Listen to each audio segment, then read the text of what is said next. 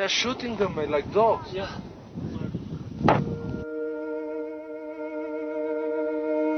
Eight o'clock, one freezing morning at the Nepalese border. At 5,700 meters altitude, it seems the time is always frozen.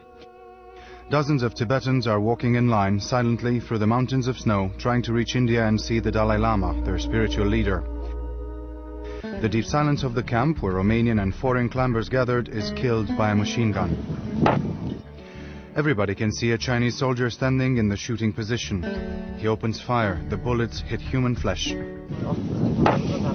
Tibetans fall to the ground. One of them seems to escape the bullets but is hit by a second round. He dies in the snow. As if nothing happened, the group of pilgrims walks away and never looks back. The ProTV cameraman gets the incredible scenes on tape. He is 1 kilometer away from the Tibetans when he watches another victim falling down. The Danish and the British climbers are simply overwhelmed by what they see. It's very strange for me to see all this thing happens, to see this thing happen so close. I'm not used to it. I don't know what right the Chinese think they have to do things like this. There's no need to kill.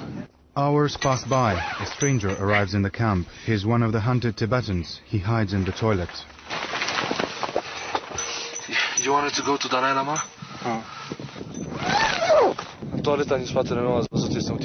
There's a Tibetan in the toilet behind me, hiding from the Chinese military. Another Tibetan man was shot and left to die in the snow over 5 hours ago. I saw the soldiers firing.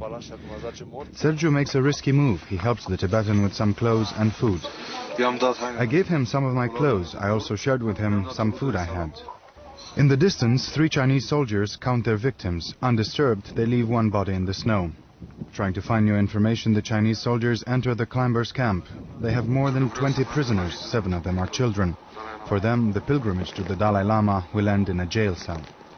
The Chinese soldiers are smoking, relaxed. For them, it's just another successful mission. In spite of what all the climbers witnessed, the Chinese news agency, Xinhua, announces that Chinese frontier soldiers tried to persuade the group of Tibetans to go home, but the Tibetans refused and attacked the soldiers. These were then forced to defend themselves and to wound 2 persons. This is just another episode from an endless story. It started 47 years ago when the Dalai Lama was forced by the Chinese troops to flee in Dharamshala. Now the Dalai Lama heads the Tibetan government in exile from India. Just to see him or touch him, many Tibetans pay with their lives. Meanwhile, year after year, they are forced to watch their beloved religious temples turned into rubble.